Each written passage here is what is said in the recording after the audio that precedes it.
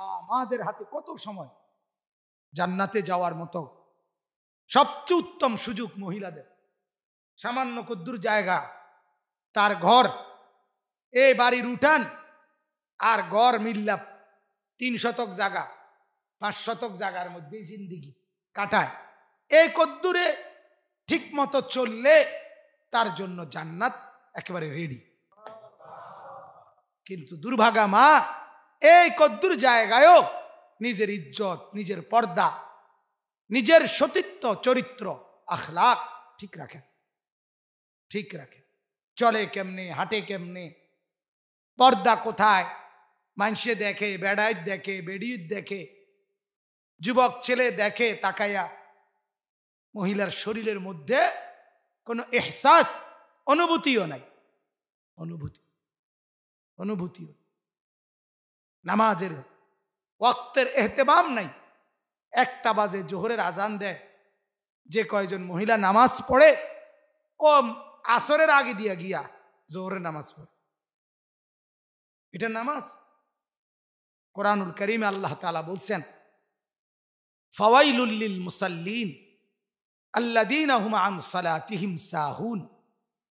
সর্বদাই যারা নামাজে অবহেলা করে, গাফলতি করে, আল্লাহ তাআলা বলেন তারা নামাজি হওয়ার পরেও তাদের জন্য দুর্ভোগ, তাদের জন্য আফসোস।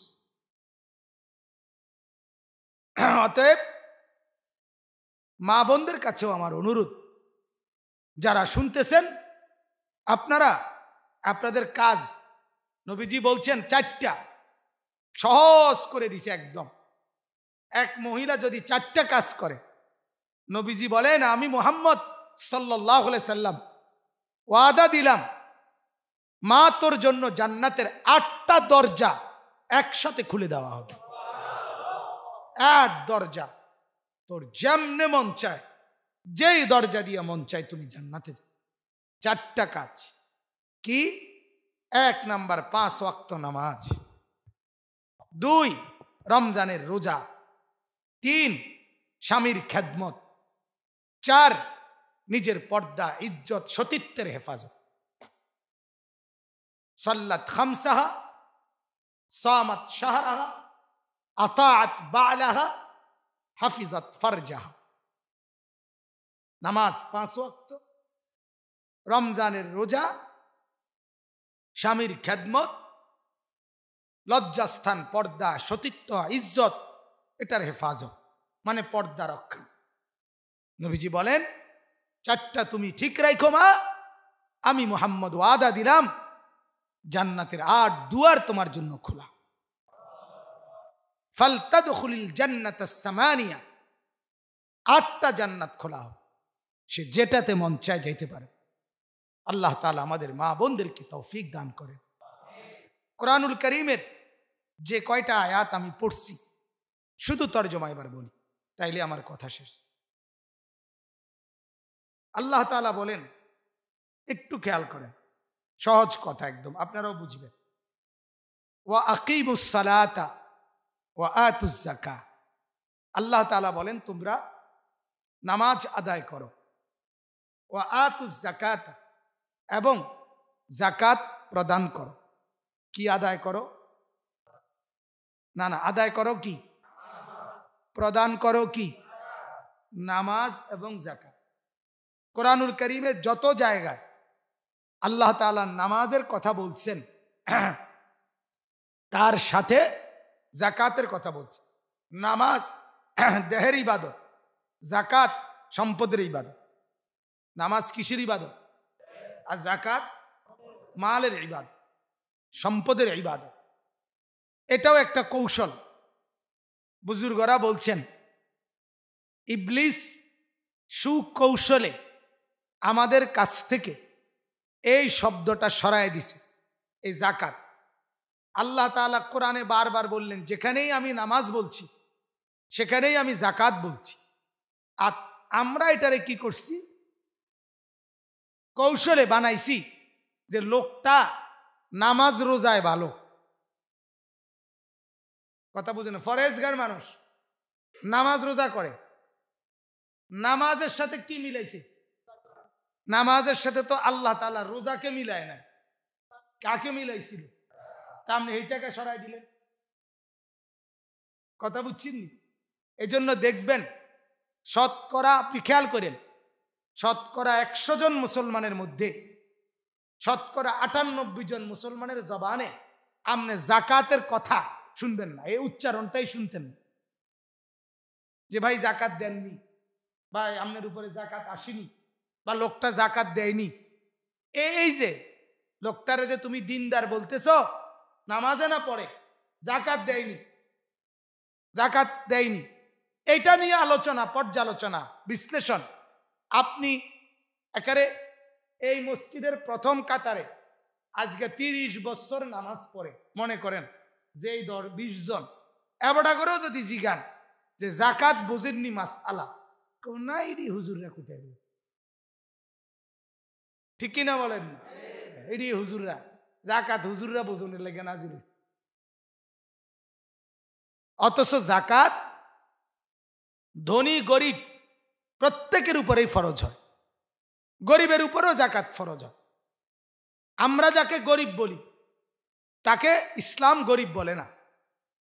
ইসলামে নির্ধারিত শরীয়তে একটি পরিমাণ আছে, বছর শেষে যার কাছে এই পরিমাণ টাকা জমা নাই তাকে বলছে গরিব। আমনে আমনের মন মতো গরিব করে হইতো না। আপনি গুলশান বনানি ওই ঢাকা গেলে আমরা সবাই রে মনে হইব আমরা সব ফকির মেসকিন ভিক্ষু, কথা বলেন না? তাহলে তাদের তুলনায় আমরা গরিব, মানে তাদের যে পরিমাণ টাকা আমরা দ্বারে এই পরিমাণ টাকা নাই। আমগর দিকে, আমরা এলাকার দিকে তাকাই, আবার আমগর নিচেও গরিব আছে, আমরা হেরার তুলনায় ধনী।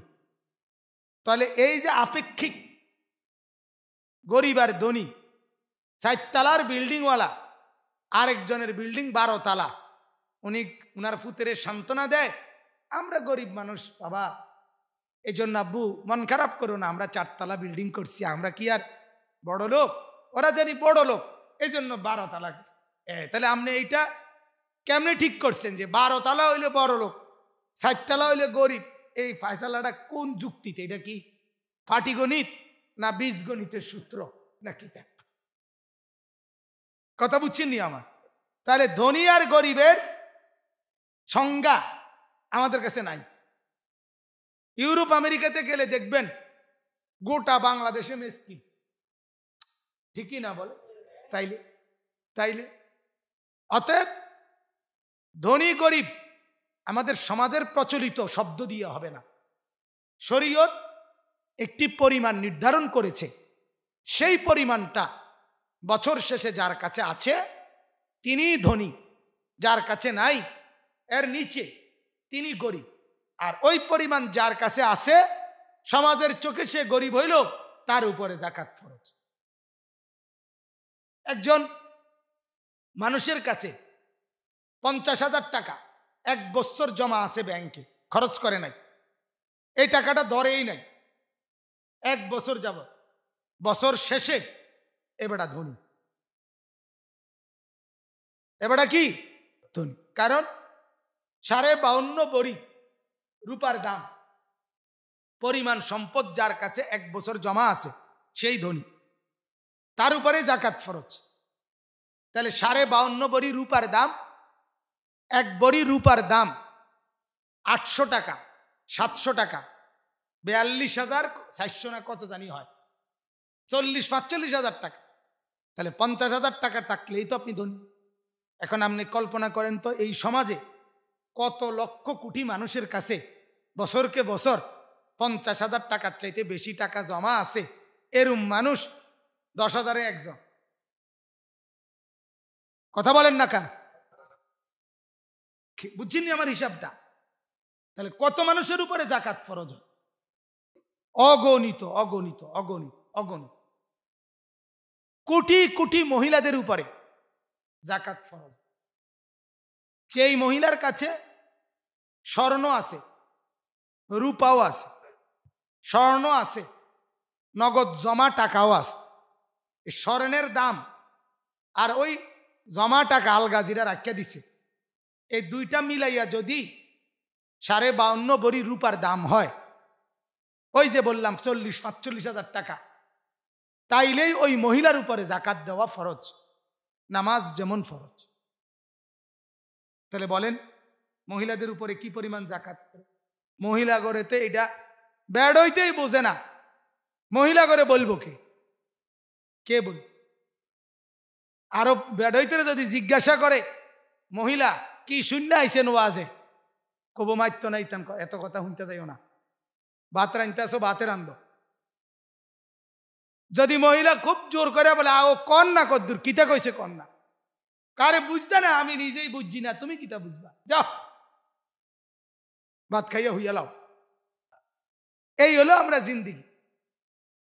আল্লাহ তাআলা বলেন, তাহলে জাকাতের মাসআলা কিন্তু আপনারা পুরা শোনেন নাই আমার থেকে, এটা বিস্তারিত দরকার, ইমাম সাহেব থেকে শুনে নিবেন ইনশাআল্লাহ।